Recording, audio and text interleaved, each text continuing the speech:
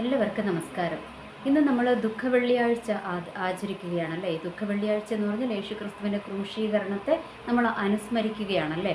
എന്ന് വെച്ചാൽ 2025 വർഷങ്ങൾക്ക് മുൻപേ നമ്മൾക്ക് വേണ്ടി കാൽവരി ക്രൂശിൽ ബലിയായി തീർന്ന നമ്മളുടെ സ്നേഹനിധിയായ കർത്താവിൻ്റെ ആ ഒരു ക്രൂശീകരണ സംഭവം നമ്മൾ ഓർമ്മിക്കുകയാണ് അല്ലേ. നമ്മൾ അതിനെ ധ്യാനിക്കുന്ന ദിവസമാണ് ഇന്ന്. അപ്പോൾ ആക്ച്വലി ദൈവത്തിൻ്റെ ക്രൂശ് നമ്മളോട് എന്താണ് സംസാരിക്കുന്നത്? ദൈവത്തിൻ്റെ ക്രൂശീകരണം നമ്മളോട് എന്താണ് സംസാരിക്കുന്നത്? നമ്മളോട് സംസാരിക്കുന്നത് എന്താണ്? തളർന്നു പോയിരുന്ന നിത്യമരണത്തിന് വിധിക്കപ്പെട്ടിരുന്ന നമ്മളെ ഓരോരുത്തരെയും ദൈവം നിത്യജീവനിലേക്ക് മടക്കി കൊണ്ടുവന്ന ഒരു പ്രോസസ്സിംഗ് ആയിരുന്നു അല്ലേ. എന്ന് വെച്ചാൽ യേശുക്രിസ്തുവിൻ്റെ ക്രൂശിലൂടെ നമ്മൾക്കൊരു രക്ഷ പകർന്നു. ഇനി മറ്റൊരു വിധത്തിൽ നമ്മൾക്ക് രക്ഷയുണ്ടോ? ഇല്ല അല്ലേ. യേശുക്രിസ്തുവിൻ്റെ ക്രൂശിലൂടെ അല്ലാതെ നമ്മൾക്കൊരു രക്ഷയില്ല. എന്ന് വെച്ചാൽ നമ്മൾക്ക് വേണ്ടി കാൽവരി ക്രൂശിൽ ബലിയായി തീർന്ന യേശുക്രിസ്തുവിലൂടെ അല്ലാതെ നമ്മൾക്ക് ആർക്കും ഈ ലോകത്തിൽ നിന്ന് നിത്യജീവിതത്തിലേക്ക് ഒരു രക്ഷ ദൈവം നമ്മൾക്ക് വേണ്ടി ഒരുക്കിയിരിക്കുന്നത് യേശുക്രിസ്തുവിലൂടെയും യേശുക്രിസ്തുവിൻ്റെ ക്രൂശിലൂടെയും മാത്രമാണെന്നുള്ള ആ ഒരു പരമമായ സത്യം നമ്മളോട് വിളിച്ചു പറയുകയാണല്ലേ. എല്ലാ വർഷവും നമ്മളിത് ആചരിക്കും അല്ലേ. എല്ലാ വർഷവും നമ്മൾ യേശുക്രിസ്തുവിൻ്റെ ക്രൂശീകരണം ആചരിക്കും, പിന്നെ ഈസ്റ്റർ ആചരിക്കും. ഇതൊക്കെ നമ്മളൊരു ചടങ്ങ് പോലെ ഇങ്ങനെ ആഘോഷിച്ചുകൊണ്ട് പോകുകയാണ്. അപ്പോൾ ഓർക്കുക, യേശുക്രിസ്തു കാൽവരി ക്രൂശിൽ ബലിയായി തീർന്നത് ആർക്കെങ്കിലും ഒരാൾക്ക് വേണ്ടിയിട്ടാണോ? അല്ല, ഈ ലോകം മുഴുവനുള്ള സകല വ്യക്തികൾക്കും വേണ്ടിയിട്ടാണല്ലേ.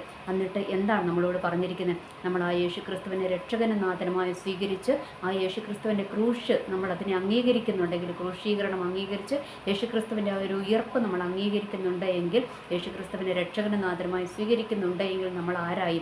നമ്മൾ ദൈവത്തിൻ്റെ മക്കളായി തീരുവാൻ ദൈവം നമ്മൾക്ക് ഒരു അവസരം തന്നിരിക്കുകയാണ്. അപ്പോൾ ഓർക്കുക, ഈ ദിവസങ്ങളിൽ ആരെങ്കിലും യേശുക്രിസ്തുവിനെ അംഗീകരിക്കാത്തവരുണ്ട് എങ്കിൽ നിങ്ങൾക്കൊരു അവസരം ദൈവം തരികയാണ്. കാരണം യേശുക്രിസ്തുവിലൂടെ അല്ലാതെ വേറൊരു രക്ഷയില്ല എന്നാണ് ദൈവത്തിൻ്റെ വചനം നമ്മളെ പഠിപ്പിക്കുന്നത്. കാരണം ഈ ലോക ചരിത്രത്തിൽ നമ്മൾക്ക് വേണ്ടി കാൽവരി ക്രൂശിൽ ബലിയായി തീർന്ന വേറൊരു ദൈവത്തെ നമ്മൾക്ക് കാണുവാനില്ലല്ലേ.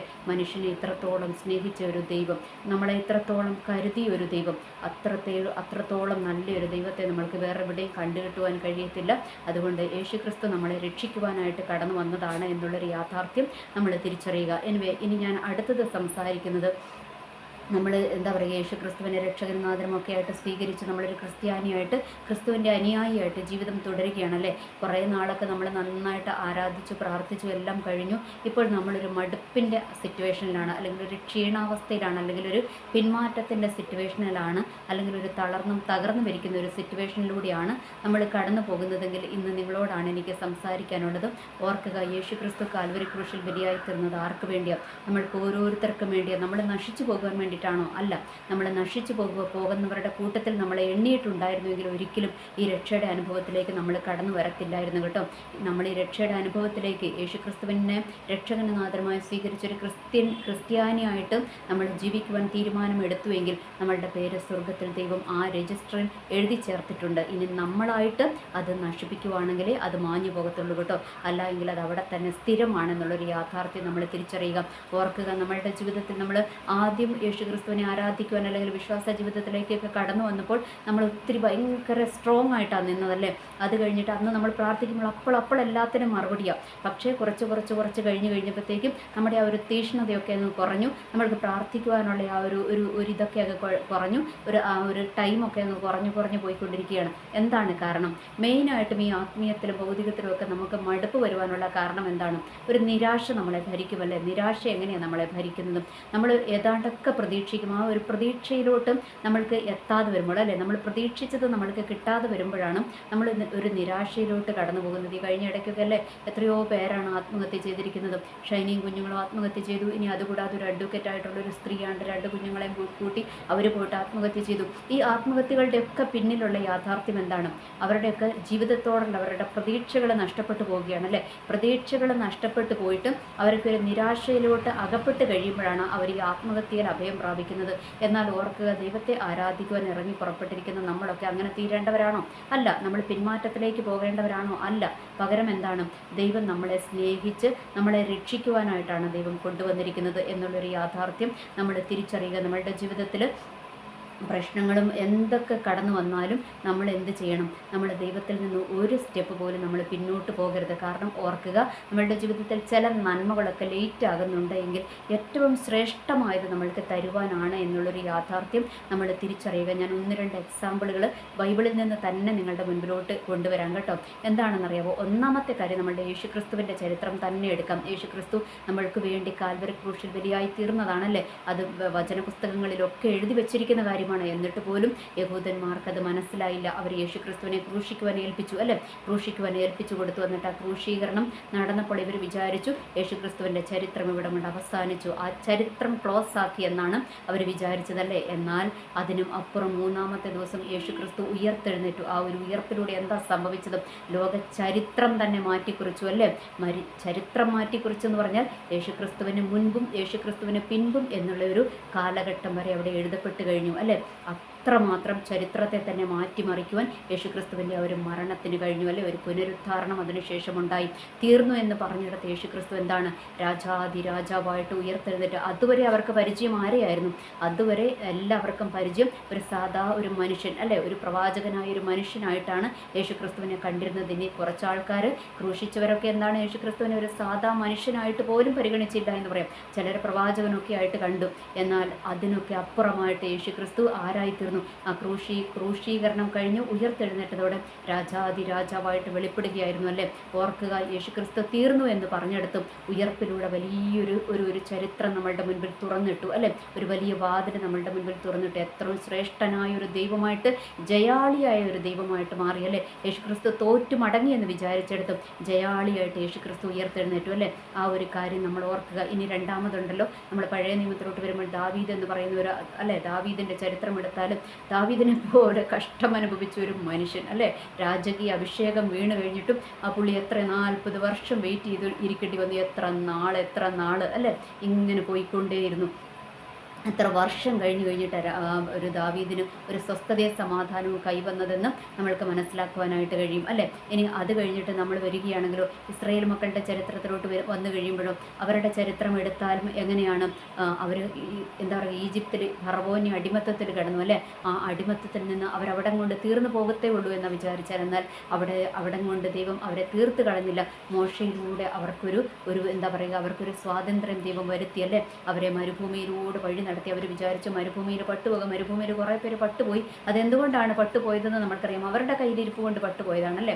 എന്നിട്ട് അത് കഴിഞ്ഞിട്ട് അവരുടെ തലമുറകളെ ആണെങ്കിലും ദൈവം എന്താണ് അവിടെ വിശ്വസ്തയോടെ നിന്നും ജോഷുവായും എന്താ പറയുക നമ്മുടെ കാലേബും ഒക്കെ അവർക്ക് എന്താ പറയുക ദൈവം ഒരുക്കിയിരിക്കുന്ന ആ ഒരു വലിയ ആ ഒരു കാനാൻ ദേശത്തേക്ക് കാല് ചവിട്ടുവാൻ അവർക്ക് അല്ലേ ദൈവം അവസരം കൊടുത്തു. അങ്ങനെ അവർക്ക് ആ ഒരു നന്മ ദൈവം ഒരുക്കി കൊടുത്തു അല്ലേ. അപ്പോൾ അതിനും അവർ വില മുടക്കി അല്ലേ, ഒത്തിരി വില മുടക്കി അവർ. ഓർക്കുക, നമ്മൾക്കത് വേണ്ടി ദൈവം ഒരുക്കിയിരിക്കുന്ന ഒരു വലിയ പദവിയിലേക്ക്, വലിയൊരു അനുഗ്രഹത്തിലേക്ക് നമ്മളെ കൊണ്ടുവരുന്നതിന് മുൻപേ ഒരു ചെറിയ കാലഘട്ടത്തിലൂടെ ഒരു എന്താ പറയുക ഒരു വില മുടക്കലിൻ്റെ കാലഘട്ടത്തിലൂടെ നമ്മൾ കടന്നു പോകേണ്ടിയിരിക്കുന്നു. അവിടെ നമ്മൾ തളർന്നു പോകരുത്. അവിടെ പകരം നമ്മൾ തിരിച്ചറിയണം, നമ്മളുടെ മുൻപിൽ ദൈവം ഒരുക്കിയിരിക്കുന്ന വലിയ നന്മയുണ്ട്. ആ നന്മയിലോട്ടുള്ള ഒരു യാത്രയിലാണ് ഞാനെന്നുള്ളൊരു യാഥാർത്ഥ്യം നമ്മൾ തിരിച്ചറിയണം. ഇനി അതൊക്കെ കഴിഞ്ഞിട്ടുണ്ടല്ലോ, നമ്മൾ ഇങ്ങോട്ട് വരണം. ഏതാണ് നമ്മുടെ ശിഷ്യന്മാരുടെ ചരിത്രം എടുത്താലും നമ്മൾക്കറിയാം. ഈ ശിഷ്യന്മാർ യേശുക്രിസ്തു മരിച്ചു കഴിഞ്ഞപ്പോഴത്തേക്കും ഇവരെന്ത് വിചാരിച്ചു? എല്ലാവരും പറഞ്ഞതുപോലെ അവരും അങ്ങ് വിചാരിച്ചു, ആരാ പറഞ്ഞത്? കൂട്ടത്തിൽ നടന്ന് അല്ലേ യേശുക്രിസ്തുവിൻ്റെ അത്ഭുതങ്ങളെ കണ്ട് എല്ലാം പഠിപ്പിച്ചു കൊടുത്ത് കൂടെ നടന്നവരെ എങ്ങോട്ട് പോയി? പിന്മാറ്റത്തിലേക്ക് പോയി. അതിൻ്റെ മെയിൻ നേതാവായ പത്രോസാണ് പോയതല്ലേ. പത്രോസിൻ്റെ നേതൃത്വത്തിലാണ് ഇവർ പിന്മാറ്റത്തിലേക്ക്, പഴയ ജോലിക്ക് വേണ്ടിയിട്ട് അവർ പോയി. എന്നിട്ട് അവിടെയും ദൈവം അവരെ തള്ളിക്കളഞ്ഞില്ലല്ലേ. അവരെല്ലാം അവസാനിച്ചു എന്ന് പറഞ്ഞ് വലയമൊക്കെ എടുത്ത് പഴയ തൊഴിൽ ചെയ്യുവാൻ വേണ്ടി പോയപ്പോൾ യേശുക്രിസ്തു അവരെ കാത്ത് അല്ലേ, അവരെ കുഞ്ഞുങ്ങളെ എന്ന് പറഞ്ഞ് അവരെ മാടി വിളിച്ച് അവരെ ദൈവം ഉറപ്പിച്ച ഒരു ചരിത്രം നമ്മൾ കാണാം. പിന്നെ നമ്മൾക്ക് ബൈബിളിലോട്ട് കാണുമ്പോൾ അവരെ ദൈവം എവിടെയൊക്കെ അല്ലേ എത്ര വലിയ അത്ഭുതങ്ങൾ അവരിലൂടെ ദൈവം ചെയ്ത് അല്ലേ, അപ്പസ്തോലന്മാർ ശ്രേഷ്ഠ അപ്പസ്തോലന്മാരാക്കി ദൈവം അവരെ മാറ്റിയല്ലേ. ഓർക്കുക, അവിടെയും അവർ പിന്മാറിപ്പോയതായിരുന്നു. അവിടെയും ദൈവം അവരെ മടക്കി കൊണ്ടുവന്നു എന്ന് നമ്മൾക്ക് കാണുവാനായിട്ട് കഴിയും. ഇനി അടുത്തതൊന്നുണ്ട് കേട്ടോ, അത് വലിയൊരു പാഠമാണ് നമ്മളുടെ മുൻപിൽ വെച്ചിരിക്കുന്നത്. അതെന്താണെന്നറിയാമോ? നമ്മളുടെ യോഹന്നാൻ അല്ലേ. യോഹന്നാൻ ആരായിരുന്നു? യേശുക്രിസ്തുവിൻ്റെ അരുമ ശിഷ്യൻ അല്ലേ. യേശുക്രിസ്തു ശിഷ്യന്മാരിൽ ഏറ്റവും കൂടുതൽ സ്നേഹിച്ചിരുന്ന ശിഷ്യനാണ് ആര്? നമ്മുടെ യോഹന്നാൻ എന്ന് പറയുന്നത് അല്ലേ, യോഹന്നാൻ അപ്പസ്തോലൻ. അപ്പോൾ ഈ യോഹന്നാനെ എന്താണ് സംഭവിച്ചതെന്നറിയാമോ? യോഹന്നാനെ ആദ്യം വിചാരിച്ചു നമ്മുടെ യോഹന്നാനെ പൗലോസിൻ്റെയൊക്കെ കൂടെ ശുശ്രൂഷയ്ക്ക് വേണ്ടിയിട്ട് കുറച്ച് സ്ഥലങ്ങളിലൊക്കെ പോയി അല്ലേ. അത് കഴിഞ്ഞിട്ട് യോഹന്നാൻ തിരിച്ചു പോയി. അപ്പോൾ തിരിച്ചു പോയിട്ട് പിന്നെ എന്താണ്, അപ്പോൾ ഈ പൗലോസിന് യോഹന്നാനോട് ഒരു ഈർഷ്യയൊക്കെ വന്നു. അപ്പോൾ പൗലോസ് വിചാരിച്ചവൻ ലേസിയായിട്ട് മടങ്ങിപ്പോയതാണെന്ന് വിചാരിച്ചു. അങ്ങനെയൊക്കെ അല്ലേ വാഗ്വാദങ്ങളൊക്കെ അവിടെ നടന്നതൊക്കെ നമ്മൾക്ക് കാണുവാനായിട്ട് കഴിയും. എന്നിട്ട് അത് കഴിഞ്ഞിട്ട് യോഹന്നാൻ എന്താ സംഭവിച്ചതെന്നറിയാമോ? യോഹന്നാനെ ഡൊമേഷ്യൻ ചക്രവർത്തി എവിടെ കൊണ്ടിട്ടു? യോഹന്നാനെ പത്മോസിലോട്ട് അങ്ങ് കൊണ്ടിട്ടു. അന്ന് എന്താ പറയുക, റോമാ ഭരണത്തിൻ്റെ കീഴിലായിരുന്നു. അവർ ഈ ക്രിസ്ത്യാനികളെയൊക്കെ ഒത്തിരി ദ്രോഹിച്ചുകൊണ്ടിരുന്നു അല്ലേ. യേശു ക്രിസ്തുവിനെ അംഗീകരിക്കുന്നവരെല്ലാം ദ്രോഹിച്ചുകൊണ്ടിരുന്നു. അങ്ങനെ യോഹന്നാനെ പിടിച്ച് എവിടെ കൊണ്ടിട്ടു? പത്മോസിൽ കൊണ്ടിട്ടു. പത്മോസിൽ കൊണ്ടിട്ടിട്ട് എന്താണ് ചെയ്തത്? അവിടെ പുള്ളി അങ്ങ് തീർന്നു പോകുമെന്നാണ് വിചാരിച്ചത്. പത്മോസ് എന്ന് പറയുന്ന ഏകാന്തതയിൽ മനുഷ്യവാസമില്ലാത്തടത്ത് ക്ഷുദ്രജീവികൾ ഇങ്ങനെ തളം കെട്ടി കിടക്കുന്ന സ്ഥലത്തോട്ട് അങ്ങ് കൊണ്ടയിട്ടു. അവിടെ കൊണ്ടയിട്ടപ്പം ഇവർ വിചാരിച്ചു യോഹന്നാൻ തീർന്നു എന്നാണ് വിചാരിച്ചത്. പക്ഷേ യോഹന്നാൻ അറിയാമായിരുന്നു യോഹന്നാൻ തീരത്തില്ല എന്ന്. യോഹന്നാൻ അറിയാമായിരുന്നു. അവിടെ യോഹന്നാൻ അയ്യോ എന്നെ ഇവിടെ കൊണ്ടയിട്ടേ എന്ന് പറഞ്ഞുകൊണ്ട് അവിടെ നിലവിളിച്ചുകൊണ്ടിരിക്കുകയാണോ ചെയ്തത്? അല്ല. അവിടെ യോഹന്നാൻ എന്ത് ചെയ്തു? യോഹന്നാൻ അവിടെ എന്താ പറയുക, കർത്തൃ ദിവസത്തിൽ അവിടെ എന്താണ് ദൈവത്തെ ആരാധിക്കുവാനായിട്ടിരുന്നു. അപ്പോൾ ഞാനിത് നിങ്ങളോട് പറയുന്നത് എന്താണെന്നറിയാമോ? നമ്മളുടെ ജീവിതത്തിൻ്റെ തളർച്ചകളും തകർച്ചകളും വരുമ്പോൾ, നമ്മളുടെ ജീവിതത്തിൽ പിന്മാറ്റം വരുമ്പോൾ നമ്മൾ അതിന് അടിമപ്പെട്ടു പോകരുത്. നമ്മൾ ദൈവത്തെ ആരാധിക്കുവാനായിട്ട് സ്റ്റെപ്പ് എടുത്ത് വയ്ക്കണം കേട്ടോ. സ്റ്റെപ്പ് എടുത്ത് വയ്ക്കുമ്പോഴാണ് ദൈവത്തിൻ്റെ വലിയ മഹത്വം അവിടെ ഇറങ്ങുന്നത് എന്നുള്ളൊരു യാഥാർത്ഥ്യം നമ്മൾ മറന്നു പോകരുത്. അവിടെ യോഹന്നാൻ ദൈവത്തെ അല്ലേ ആരാധിച്ചു കഴിഞ്ഞപ്പോൾ എന്താ പറ്റിയത്? അവനൊരു കേടും പറ്റാതെ ദൈവം സൂക്ഷിച്ചു അല്ലേ. ദൈവത്തിൻ്റെ മഹാ തേജസ് വെളിപ്പെടുത്തി കൊടുത്തു അല്ലേ. സ്വർഗത്തിൻ്റെ വലിയ രഹസ്യങ്ങൾ വെളിപ്പെടുത്തി കൊടുത്തു. ലോകത്തിന് നടക്കാൻ പോകുന്ന രഹസ്യങ്ങളൊക്കെ വെളിപ്പെടുത്തി കൊടുത്തു അല്ലേ. അത്ര വലിയൊരു ശ്രേഷ്ഠകരമായൊരു അവസ്ഥയിലേക്ക് ആരെ കൊണ്ടുവന്നു? യോഹന്നാനെ കൊണ്ടുവന്നു എന്ന് നമ്മൾക്ക് കാണുവാനായിട്ട് കഴിയും. അപ്പോൾ ഓർക്കുക, യോഹന്നാന് വേണമെങ്കിൽ അവിടെ ആ പത്മോസിൽ കൊണ്ടിട്ടപ്പോൾ കർത്താവിനെയും പഴിച്ച് എല്ലാവരെയും പഴിച്ച് എന്താ പറയുക, അവിടെ ഒരു പക്ഷേ യോഹന്നാൻ അവിടെ ഇങ്ങനെ കരഞ്ഞ് നിലവിളിച്ചുമൊക്കെ ഇരിക്കാമായിരുന്നു. എന്നാൽ യോഹന്നാൻ അത് ചെയ്തില്ല. കാരണം യോഹന്നാന് മനസ്സിലായി യോഹന്നാൻ ആരാധിക്കുന്ന ദൈവം ആരാണ് എന്ന് യോഹന്നാന് നന്നായിട്ട് അറിയാമായിരുന്നു. അതുകൊണ്ട് യോഹന്നാൻ എന്ത് ചെയ്തു? ദൈവത്തെ ആരാധിക്കുവാനായിട്ടിരുന്നു. ആരാധിച്ച് തുടങ്ങിയപ്പോഴാണ് ദൈവത്തിൻ്റെ മഹത്വം അവിടെ ഇറങ്ങിയത്. അതുപോലെ ഓർക്കുക, ഈ ദിവസങ്ങളിൽ നമ്മൾ പിന്മാറ്റത്തിലിരിക്കുകയാണ്, പ്രാർത്ഥിക്കുവാൻ കഴിയാത്ത സിറ്റുവേഷനിലൊക്കെ നമ്മൾ ഇരിക്കുകയാണെങ്കിൽ, അല്ലെങ്കിൽ നമ്മൾ വല്ലാത്ത നമ്മുടെ ഭൗതിക ജീവിതം തകർന്നു, കുടുംബജീവിതം തകർന്നു, നമ്മളുടെ എന്താ പറയുക ജോലി മേഖല തകർന്നു, നമ്മളുടെ വിദ്യാഭ്യാസം തകർന്നു എന്നൊക്കെ നമ്മൾ വിചാരിച്ച് ഭാരപ്പെട്ട് നമ്മൾ ഇരിക്കുകയാണെങ്കിൽ ഓർക്കുക, അവിടെ നമ്മുടെ എൻഡിങ് അല്ല. നമ്മുടെ ദൈവം എന്താണ്? ദൈവം നമ്മളെ ഉയർത്തിക്കൊണ്ട് വരുന്ന ഒരു ദൈവമാണ്. അവിടെ നമ്മൾ ഒരു കാര്യം മനസ്സിലാക്കുക, നമ്മളെ തകർക്കുവാനും തളർത്തിക്കളയുവാനും ഇങ്ങനെയുള്ള സിറ്റുവേഷൻസ് വരുമ്പോൾ പിശാച് നമ്മളുടെ പുറകെ ഇങ്ങനെ നിരാശയുമായിട്ട് വരും കേട്ടോ. നമ്മൾ അതിന് അടിപ്പെട്ടു പോകരുത്. നമ്മൾ എന്ത് ചെയ്യണം? അവിടെ നമ്മുടെ ദൈവസന്നിധിയിൽ മുട്ടുമടക്കണം. ദൈവമേ എന്നെ ഒന്ന് രക്ഷിക്കണമേ എന്ന് പറഞ്ഞ് നമ്മളവിടെ മുട്ടുമടക്കണം. മുട്ടുമടക്കുമ്പോൾ എന്ത് സംഭവിക്കുമെന്നറിയാമോ? ദൈവത്തിൻ്റെ ആ ഒരു കരം അല്ലേ, ദൈവത്തിൻ്റെ കരം കുറുകിപ്പോകാത്ത കരം നമ്മൾക്ക് വേണ്ടി അവിടെ ഇറങ്ങി വരും. ദൈവം നമ്മളെ എടുത്ത് കൊണ്ടുപോകും. എങ്ങോട്ട് കൊണ്ടുപോകും? ദൈവം നമ്മൾക്ക് വേണ്ടി ഒരുക്കിയിരിക്കും അല്ലെ. ദൈവം നമ്മൾക്ക് വേണ്ടി പറഞ്ഞിരിക്കുന്ന വലിയ നന്മയുടെ അടുത്തേക്കും ദൈവം നമ്മളെ കൊണ്ടുപോകും. എന്നിട്ട് ആ നന്മ നമ്മളുടെ കരത്തിലേക്ക് തരും എന്നുള്ളൊരു യാഥാർത്ഥ്യം നമ്മൾ തിരിച്ചറിയുക. പലപ്പോഴും ദൈവമക്കൾ അല്ലെങ്കിൽ ക്രിസ്ത്യാനികൾ തോറ്റു പോകുന്നത് എവിടെയാണെന്നറിയാമോ? ഈ ഒരു കാലഘട്ടത്തിൽ എവിടെ നമ്മളുടെ ആ ഒരു താഴ്വര, അതായത് നമ്മളുടെ ജീവിതത്തിലൊരു മരുഭൂമിയുടെ അനുഭവമുണ്ട്. അതായത് ഒരു വാഗ്ദത്ത കനാൻ നമ്മളുടെ മുൻപിൽ ഒരുങ്ങിയിട്ടുണ്ടെങ്കിൽ ഒരു മരുഭൂമിയുടെ അനുഭവം നമ്മളുടെ ജീവിതത്തിലുണ്ടാകും. അവിടെയാണ് പലരും പട്ടുപോകുന്നത്, പലരും പിന്മാറ്റത്തിലേക്ക് പോകുന്നത്, പലരും നിരാശയിലോട്ടൊക്കെ പോകുന്നത്. അവിടെയാണ് എന്നുള്ളൊരു യാഥാർത്ഥ്യം നമ്മൾ തിരിച്ചറിയുക. അതുകൊണ്ട് നമ്മൾ എന്ത് ചെയ്യണം? ആ സമയത്ത് നമ്മൾ തകർന്നു പോകുവാനോ തളർന്നു പോകുവാനോ നമ്മൾ പിശാചിൻ്റെ കരത്തിലോട്ട് കൊടുക്കരുത്. നമ്മളവിടെ മുട്ടുകുത്തണം, നമ്മൾ പ്രാർത്ഥിക്കണം. ഇപ്പോൾ ഷൈനിക്കൊക്കെ അല്ലേ, ഷൈനിക്ക് പറ്റിയത് അഡ്വക്കേറ്റായ ആ ജിസ്മോൾക്ക് അവർക്കൊക്കെ പറ്റിയത് എന്താണ്? അവരുടെ ആ ഒരു എന്താ പറയുക ഡിഫിക്കൽട്ട് സിറ്റുവേഷനിൽ വന്നപ്പോൾ അവരവിടെ അതിനങ്ങ് അടിമപ്പെട്ടു പോയി. അപ്പോഴാണ് അവർ മരണം തിരഞ്ഞെടുത്തത്. ഓർക്കുക, നമ്മൾ അങ്ങനത്തെ സിറ്റുവേഷൻ എല്ലാ ദൈവമക്കളുടെ ജീവിതത്തിലും വരുമെന്നേ. നമ്മളുടെ എല്ലാവരുടെയും ജീവിതത്തിൽ വരും. എന്തുകൊണ്ടാണ് അത് നമ്മളുടെ ജീവിതത്തിൽ വരുന്നത്? ദൈവം നമ്മളെ പഠിപ്പിക്കുന്നതാണ്. എന്തിനാണെന്നറിയാവോ? ദൈവം നമ്മളെ കുറച്ച് കഷ്ടങ്ങളിലൂടെയൊക്കെ കടത്തിവിടുന്നത് എന്തിനാണെന്നറിയാവോ? നമ്മൾക്ക് മുൻപിൽ വരുന്ന ആ ഒരു വലിയ നന്മ കിട്ടിക്കഴിയുമ്പോൾ നമ്മൾ അതിൽ അഹങ്കരിച്ചങ്ങ് പോകരുത്. നമ്മൾ എന്ത് ചെയ്യണം? നമ്മൾ പുറകോട്ട് തിരിഞ്ഞു നോക്കണം അല്ലേ. ദൈവം നമ്മളെ വിടുവിച്ചതോർത്ത് നമ്മൾ ദൈവത്തിന് സ്തോത്രം ചെയ്യാനുള്ള അവസരങ്ങളാണ് അതൊക്കെ എന്നുള്ളൊരു യാഥാർത്ഥ്യം നമ്മൾ തിരിച്ചറിയും. പിന്നെ രണ്ടാമത് എന്താണ്?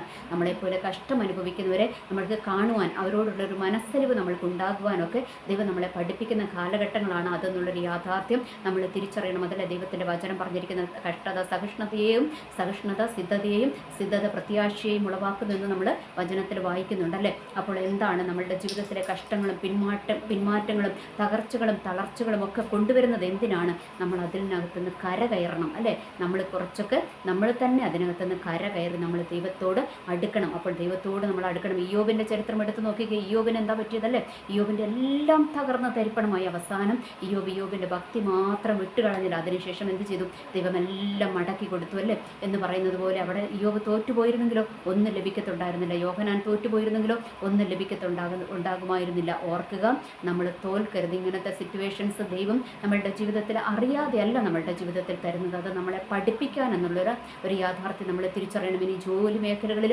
നമ്മുടെ സ്ട്രഗിൾ, ഇപ്പോൾ ഒത്തിരി പേരുണ്ടല്ലേ ജോലി മേഖലകളിൽ സ്ട്രെസ്സ് താങ്ങുവാൻ കഴിയാതെ ആത്മഹത്യ ചെയ്യുന്നവരും. അങ്ങനെയുള്ളവരും ഓർക്കേണ്ട ഒരു കാര്യമുണ്ട്. ആ സ്ട്രെസ്സ് എന്തിനാണെന്നറിയാമോ? നമ്മളെ വലിയ പൊസിഷനുകളിലോട്ട് എത്തിക്കാൻ വേണ്ടിയിട്ടുള്ള സ്ട്രെസ്സാണ് നമ്മൾ അനുഭവിക്കുന്നത്. അവിടെ നമ്മൾ തകർന്നു പോകരുത്. അവിടെ നമ്മൾ പിടിച്ചു നിൽക്കണം. ദൈവം എന്താണ് നമ്മൾക്ക് വേണ്ടി വലിയ പൊസിഷനുകളെ മുൻപിൽ ഒരുക്കിയിട്ടുണ്ട്. അതിലോട്ട് നമ്മൾ സ്റ്റെപ്പ് എടുത്ത് വെക്കണം. അതുകൊണ്ട് ഇവിടെ നമ്മളെ എന്താ പറയുക, ജോലി മേഖലകളിൽ നമ്മളെ പീഡിപ്പിക്കുന്നവരുണ്ടെങ്കിൽ, നമ്മുടെ മേലാധികാരികൾ നമ്മളെ പീഡിപ്പിക്കുന്നുണ്ടെങ്കിൽ ഓർക്കുക, നാളെ അവരെ ഭരിക്കേണ്ടവരാക്കി ദൈവം നമ്മളെ മാറ്റും എന്നുള്ളൊരു യാഥാർത്ഥ്യം നമ്മൾ തിരിച്ചറിയുക. അതുകൊണ്ട് നമ്മൾ അവിടെ കൊണ്ട് നമ്മൾ അവസാനിക്കുവാനായിട്ട് വിട്ടുകൊടുക്കരുത്. അതുപോലെ നമ്മളുടെ വിദ്യാഭ്യാസ മേഖലകളിൽ ചിലപ്പോൾ തോൽവികളൊക്കെ നമ്മളുടെ ജീവിതത്തിൽ ഉണ്ടാകും. എന്ന് വെച്ചാൽ നമ്മൾ ട്രൈ ചെയ്തിട്ടും നമ്മൾ ശ്രമിച്ചിട്ടും നമ്മൾ തോറ്റുപോകുന്ന മേഖലകളൊക്കെ ഉണ്ടാകുമ്പോൾ ഓർക്കുക, അത് നമ്മളുടെ എൻഡിങ് അല്ല. അതിനും ശ്രേഷ്ഠമായത് ദൈവം നമ്മൾക്ക് വേണ്ടി ഒരുക്കി വെച്ചിട്ടുണ്ട്. അതുകൊണ്ട് നമ്മളെ ദൈവം ആ ഒരു സിറ്റുവേഷനിലൂടെ കടത്തി വിടുന്നതാണ്. എന്ന് വെച്ചാൽ നമ്മൾക്ക് വലിയ വലിയ നന്മകൾ ലഭിക്കുന്നതിന് മുൻപ് നമ്മൾ അഹങ്കരിച്ച് പോകാതിരിക്കാൻ ദൈവം നമ്മളെ ചില ശോധനകളിലൂടെ കടത്തി വിടുന്നതാണ് എന്നുള്ളൊരു യാഥാർത്ഥ്യം നമ്മൾ തിരിച്ചറിയുക. അതുകൊണ്ട് നമ്മൾ എന്ത് ചെയ്യണം? നമ്മൾ തകർന്നും തളർന്നും പോകരുത്, നമ്മൾ തോറ്റു പോകരുത്. നമ്മളെ വിളിച്ച ദൈവം നമ്മളെ തോൽപ്പിക്കാനല്ല നമ്മളെ ദൈവം വിളിച്ചത് കേട്ടോ. നമ്മൾ ഇന്നലകളിൽ നമ്മൾ ദൈവത്തെ ആരാധിച്ചിട്ടുണ്ടെങ്കിൽ ആ ഒരു ആരാധനയ്ക്ക് ദൈവം കണക്കിടുന്ന ദൈവമാണ്. അതുകൊണ്ട് ദൈവം ഇന്ന് നമ്മൾ എന്താ പറയുക, പിന്മാറ്റത്തിലിരിക്കുമ്പോൾ നമ്മളെ തകർത്ത് കളയുന്ന ദൈവമല്ല. നമ്മളൊന്ന് ദൈവമേ എന്നൊന്ന് വിളിച്ചു കഴിഞ്ഞാൽ നമ്മളെ കരം നീട്ടി വന്ന് അല്ലേ, അവനെന്നെ പാതാളത്തിൽ നിന്ന് വലിച്ചെടുത്തു അല്ലേ, പെരുവെള്ളത്തിൽ നിന്ന് അവനെന്നെ വലിച്ചെടുത്തു എന്ന് നമ്മൾ സങ്കീർത്തനങ്ങളിലൊക്കെ വായിക്കുന്നില്ലേ. അപ്പോൾ ദൈവത്തിൻ്റെ കരം നമ്മൾക്ക് വേണ്ടി ഇറങ്ങി വരും. എന്ത് ചെയ്യണം? നമ്മൾ ദൈവത്തോട് നമ്മൾ പ്രാർത്ഥിക്കണം. ദൈവമേ എന്നെ ഒന്ന് രക്ഷിക്കണമേ എന്ന് പറയണം. കാരണം ദൈവത്തിന് അറിയാം നമ്മൾക്ക് എത്ര ശക്തി ഉണ്ടെന്ന് ദൈവത്തിന് അറിയാം കേട്ടോ. ദൈവം എന്താണ്, അതാ കഴുകൻ അല്ലേ, കഴുകൻ്റെ കഥ പറയുന്നത് കേൾക്കാം അല്ലേ. കഴുകൻ കുഞ്ഞുങ്ങളെ പറക്കാൻ പഠിപ്പിക്കുന്നു. എന്നിട്ട് ആ കുഞ്ഞെന്താണ്, അതിങ്ങനെ താന്ന് വീണ് പോകുന്ന കഴിയുമ്പോൾ എന്ത് ചെയ്യും? കഴുകൻ വന്നിട്ട് അതിനെ അങ്ങ് പൊക്കിയെടുത്തുകൊണ്ട് കൊണ്ടുപോകും അല്ലേ, തൻ്റെ ചിറകന്മേൽ വഹിച്ചങ്ങ് കൊണ്ടുപോകും. അതിനെ കഴിഞ്ഞൊക്കെ എത്രയോ ശ്രേഷ്ഠനാണ് നമ്മളുടെ ദൈവം. അതുകൊണ്ട് ദൈവം നമ്മളെ ചിലതൊക്കെ അഭ്യസിപ്പിക്കുന്നത്, മക്കളെ അപ്പന്മാരും അമ്മമാരും എന്താണ് അഭ്യസിപ്പിക്കും ചിലത്. അതുപോലെ നമ്മളുടെ ദൈവം അതിലുമൊക്കെ എത്രയോ ശ്രേഷ്ഠനാണല്ലേ. ആ ദൈവം നമ്മളെ ചിലതൊക്കെ അഭ്യസിപ്പിക്കുന്നതാണ്. അതുകൊണ്ട് നമ്മൾ മടുത്തു പോകരുത്. നമ്മളുടെ ജീവിതത്തിൽ മടുപ്പുണ്ടാകരുത്. നമ്മളെന്താണ്, മടുപ്പുണ്ടായാൽ പോലും നമ്മൾ എന്ത് ചെയ്യണം? അവിടെ ദൈവമേ എന്നെ ഒന്ന് രക്ഷിക്കണമേ എന്ന് നമ്മൾ പ്രാർത്ഥിക്കുക അല്ലേ. യേശയ്യാ പ്രവാചകന്റെ പുസ്തകത്തിനകത്തൊക്കെ എടുത്ത് വായിക്കുമ്പോൾ 35-ാം അധ്യായത്തിനകത്ത് നമ്മൾക്ക് കാണുവാനായിട്ട് കഴിയുമ്പോൾ അവിടെ 3-ാമത്തെ വാക്യത്തിനകത്ത് എന്താ പറയുന്നത്? തളർന്ന മുഴങ്കാലുകളെ ഉറപ്പിക്കുവിൻ അല്ലേ. അതൊക്കെയാണ് ദൈവത്തിൻ്റെ വചനം പറയുന്നത്. അതുകൊണ്ട് നമ്മൾ എന്ത് ചെയ്യണം? നമ്മൾ തളർന്നു പോകാനോ തകർന്നു പോകാനോ ദൈവം അനുവദിക്കത്തില്ല. അതുകൊണ്ട് നമ്മൾ ദൈവത്തോട് അടുക്കുവാൻ തയ്യാറാകണം. ഈ ദിവസങ്ങളിൽ നമ്മളുടെ ചിറകുകൾ കുഴഞ്ഞു എന്ന് നമ്മൾക്ക് തോന്നുമ്പോൾ നമ്മൾ ദൈവത്തിൻ്റെ കരത്തിൽ ഏൽപ്പിക്കുക. നമ്മളെ ശക്തീകരിക്കുന്ന ഒരു ദൈവം അല്ലേ. അവർ കഴുകന്മാരെ പോലെ ചിറകടിച്ചു വരും അല്ലേ. യഹോവയെ കാത്തിരിക്കുന്നവർ ശക്തിയെ പുതുക്കും, അവർ കഴുകന്മാരെ പോലെ ചിറകടിച്ചു വരും. അതാണ് ദൈവത്തിൻ്റെ ഒരു പ്രവൃത്തി. അതുകൊണ്ട് ആ ദൈവത്തിൻ്റെ പ്രവൃത്തിക്കായിട്ട് നമ്മൾക്ക് ഏൽപ്പിച്ചു കൊടുക്കാം. എനിവേ, എല്ലാവർക്കും നല്ലൊരു ദിവസം ആശംസിക്കുന്നു. നന്ദി, നമസ്കാരം.